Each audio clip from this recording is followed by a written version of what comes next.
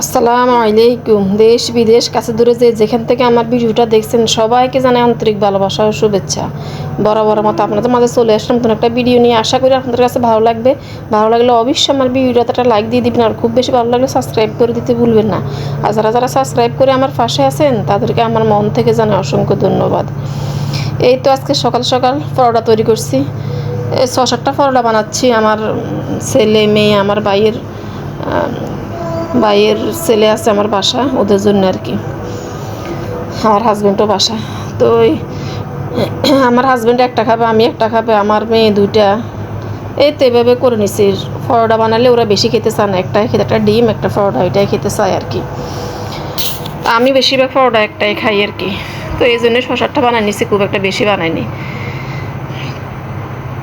তো আজকের ভিডিওটা আমি মানে কিচেন থেকে আরম্ভ করছি, সকালে ব্রেকফাস্ট তৈরি থেকে ভিডিওটা আরম্ভ করছি। তো সকালবেলা আমাদের প্রথম কাজ থাকে একটু মানে ব্রেকফাস্ট তৈরি করা। সকালে ব্রেকফাস্ট সবাইকে খাওয়া হয়ে গেলে আস্তে আস্তে অন্যান্য কাজ করতে একটু ভালো লাগে আর কি। এই তো ব্রেকফাস্ট তৈরি করার পরে, খাওয়া দাওয়ার পরে দেখেন কতগুলো থালবাটি জমছে। তো এগুলো এখন ধুচ্ছি। তো এগুলো আমাদের প্রতিদিন সকালবেলা মানে এই কাজগুলো আমাদের জমিয়ে থাকে, আমাদের করতেই হয়। সকালে বিছনা উঠানো, থালবাটিগুলো ধুয়ে নেওয়া, টেবিলটা পরিষ্কার করা। তো এই কাজগুলো আমাদের সকাল সকাল করতেই হয়। শুধু আমি না, সব গৃহিণীরা এই কাজগুলো করে। তো ঘরের অন্যান্য কাজ শেষ করে আস্তে আস্তে রান্নাবান্নার প্রস্তুতি নিব আর কি। যেহেতু আজকে হাজব্যান্ড বাসায়, তো একটু তাড়াতাড়ি কাজ সারতে হবে। তো একটু আস্তে আস্তে সব কাজগুলো সেরে নিচ্ছি। এখন টেবিলটা একটু ভালো করে ক্লিন করে নিচ্ছি, কারণ ব্রেকফাস্ট খাওয়ার পরে সবার মানে প্লেটগুলো রাখা হয়েছে টেবিলে, একটু হাত ফুটছে। তো সব কিছু মিলে টেবিলটা একটু অন্ধকার হয়ে আছে, সেজন্য আমি একটু ভালো করে আবার মুছে নিচ্ছি। মুছে এখন রান্নাগুলো বিছিয়ে দিচ্ছি আর কি।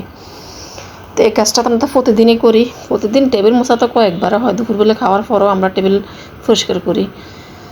তো রাতে খাওয়ার পরও আবার টেবিলটা একটু ভালো করে মুছে টুছে রাখলে মানে একটু ভালো লাগে আর কি। ভালো লাগা কাজ করে, নিজের মনটাও ভালো থাকে।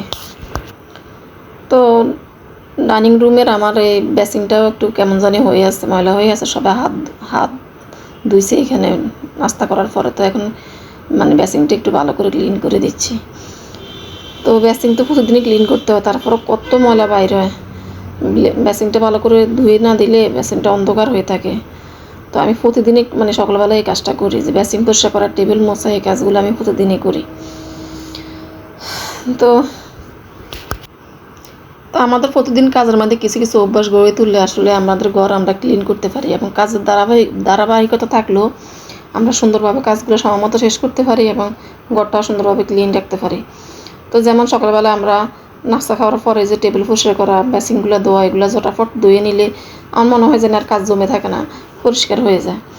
এরপরে আপনি ঘর ঝাড়ু দেওয়া, ঘর মোছা, এগুলো করে আপনি কিচেনে ঢুকলে তো ধারাবাহিকতা থাকলে কাজের মানে কাজগুলো তাড়াতাড়ি হয়ে যায় আমার মনে হয়। আর কাজের কোনো ধারাবাহিকতা না থাকলে মনে হয় সারাদিনও কাজ শেষ হয় না, আমার এরকম মনে হয় আর কি। তো এভাবে যেহেতু একা হাতে কাজ করি, তাহলে তো এভাবে আমরা চিন্তা ভাবনা করে আস্তে আস্তে কাজ করতে হয় আর কি। আমি সবসময় এক কথা আপনাদের সাথে বলি যে আমি ঘরের অন্যান্য সব কাজ করে পরে আসতে কিচেনে ঢুকি আর কি। তো ঘরে সব কাজ হয়ে গেলে কিচেনে কাজ করতে একটু আরাম লাগে। তো এখন আমি সব কাজ সেরে অফ ক্যামেরাতে আরও অনেক কাজ করছি, হয়তো 2-1টা কাজের অংশ আপনাদের সাথে শেয়ার করছি। সেরে এখন আমি মানে কিচেনে চলে আসছি। কিচেনটাও মোটামুটি ক্লিন করছি, মানে সব কিছু ভিজিয়ে নিচ্ছি, কুটে পাশে রেডি করছি। তো আজকে রান্না করব গরুর মাংস দিয়ে, একটু বুটের ডাল দিয়ে, আর একটু মানে পটল ভাজি করবো আলু দিয়ে। তো আজকে এই রান্নাটাই করবো, আর খুব বেশি কিছু করবো না, কারণ গরুর মাংস রান্না করলে আর এর সাথে মাছ করলে মাছ আর কেউ খাবে না, মাংস দিয়ে খাবে আর একটু। তো যেহেতু রান্না বান্না সব রেডি করে ফেলছি, এখন রান্না করতেছি। তো রান্না করতে আর বেশি একটা সময় লাগবে না, রান্না হয়ে যাবে। রান্না রান্না জোগাড় করাটা একটু কঠিন আর কি। সব কিছু কেটে বেছে ধুয়ে রেডি করলে রান্না করতে চটপট হয়ে যায়। চুলে দুটো বসা দিব, ফটাফট হয়ে যাবে, আর খুব একটা বেশি সময় লাগবে না। তো মোটামুটি আমার কাজও আজকের জন্যে শেষ হয়ে যাবে, যেহেতু আমি ঘরের অন্যান্য কাজও করে সেরে আসছি আর কি। তাই আর কি, এই জন্যে মানে এখন যদি আমি সব কাজ ফেলে রেখে যদি কিচেনে ঢুকতাম, তাহলে মাথায় একটা চাপ থাকতো। তো সেই জন্যে কোনো কাজ মানে ধারাবাহিকতাভাবে করলে সে কাজটা সুন্দরভাবে হয়ে যায় আর কি। তো এইভাবে ধারাবাহিকভাবে কাজ করলে আর কোনো কাজে পড়ে থাকে না, বা নিজের কাছে আবার কষ্ট লাগে না, এই আর কি। তো একদিকে বসিয়ে দিলাম গরুর মাংস, আরেকদিকে আমার এই তো পটল ভাজি হচ্ছে। তো রান্নাও এই পর্যায়ে শেষ পর্যায়ে চলে আসছে। আরেকটা কথা হলো সময় মেনটেন করা, মানে সময় মতো কাজ করা, আলসেমি না করা, মানে বসে না থেকে সময়ের কাজ সময় করে ফেললেই সুন্দরভাবে কাজ হয়ে যায়, তখন কাজের আর বোঝা হয়ে মাথায় জমে না আর কি। তো এখন আমার প্রায় 1টার আগে আমার সব রান্নাবান্না শেষ হয়ে গেছে, ঘর দৌড়ও পরিষ্কার হয়ে গেছে। তো এবার আমি গোসল করবো, নামাজ পড়বো, বাস খাওয়া দাওয়া করে কতক্ষণ রেস্ট নিতেও পারবো, এই আর কি। তো রান্না করতে করতে পুরানো একটা কথা আবার আপনাদেরকে স্মরণ করিয়ে দিই, যারা যারা আমার ভিডিওটা এখন কন্টিনিউ করতেছেন কিন্তু একটা লাইক দেননি, প্লিজ একটা লাইক দিয়ে দিবেন। আর যারা যারা এখনও আমার ভিডিওটা সাবস্ক্রাইব করেননি, নতুন বন্ধু হয়ে থাকলে অবশ্যই ভিডিওটা সাবস্ক্রাইব করে দিবেন। তো এই তো এখন দিয়ে দিলাম আমি, কতক্ষণ কষিয়ে মাংসগুলো একটু কষিয়ে এখন বুটের ডালটা দিয়ে দিলাম। ডালটা দেওয়ার পরে একটু সামান্য জল দিয়ে আবার একটু কষিয়ে অন্য পাতিলে আমি ডেলে নিয়ে তারপরে একবারে জল দিয়ে দিব। তো আমি সবসময় এরকম করি, কোনো মাংস রান্না করলে প্রেসার কুকারে রেখে দিই না, প্রেসার কুকার থেকে সার্ভ করতে আমার একদম ভালো লাগে না। তো আমি একটা মানে সুন্দর পাতিলে আবার ডেলে রাখি দিই, প্রেসার কুকারটা ধুয়ে রাখি দিই। এটা হয়েছিল আমার অভ্যাস আর কি, মানে প্রেসার কুকারে রাখতে আমার ভালো লাগে না আর কি, সবসময় এরকম করি। তো এই তো একদিক দিয়ে মাংস হচ্ছে, আরেক দিক দিয়ে আমার ভাজি রেডি হচ্ছে আর কি। তো অল্প একটু ভাজি করছি, মাংসের সাথে খাওয়া হয়ে যাবে। তো আপনাদের সাথে একটা কথা শেয়ার করি, ইদানিং কী জানি আমার একদম ভিডিও দিতে ভালো লাগে না, মানে কেমন জানি একদম রিচ একদম কমে গেছে, সেই জন্য ভিডিও দিতে উৎসাহ পাই না আর কি।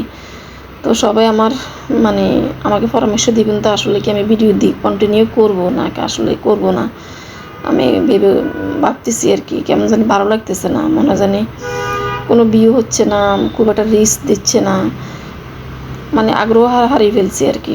ক্ষণ সময় পুরোপুরি বন্ধ করে দিয়ে ভিডিও দেওয়া, আল্লাহ জানে, এই আর কি। এই তো এখানে হয়ে গেছে আমার মাংসটা, আর এখানে ভাজি।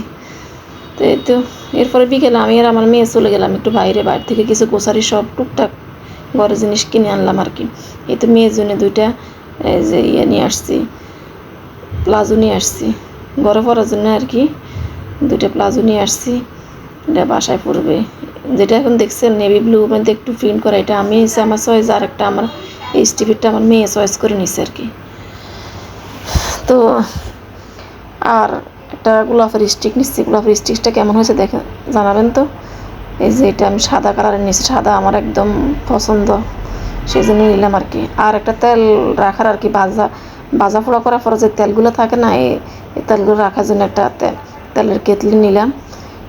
তো এটা আমি কদিন থেকে কিনবো করেই ভাবতেছি, কিন্তু কিনা হচ্ছে না। তো অবশেষে আজকে কিনে নিয়ে আসলাম আর কি, চোখের তলে পড়লো, তারপরে নিয়ে আসলাম।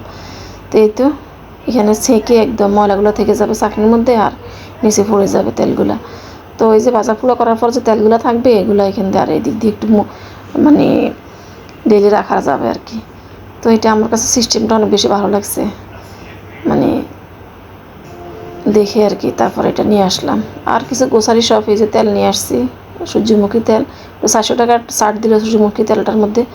2400 টাকা ছিল 5 কেজি। তারপর আমি 2000 টাকা দিয়ে নিয়ে আসলাম। আর কিছু ময়দা, তা পোলাও চাল, বিস্কিট, এই তো ঘরে যা যা লাগে আর কি, এগুলো নিয়ে আসলাম। বিকেলে একটু হাঁটা হলো, আমিও গিয়েছি, আমার মেয়েও গিয়েছে, আমার হাজব্যান্ডও গিয়েছে। তো এই আর কি একটু ঘুরে আসলাম, কিছু কেনাকাটা করলাম। তো ভিডিওটা আজকে এ পর্যন্তই। আল্লাহ হাফেজ।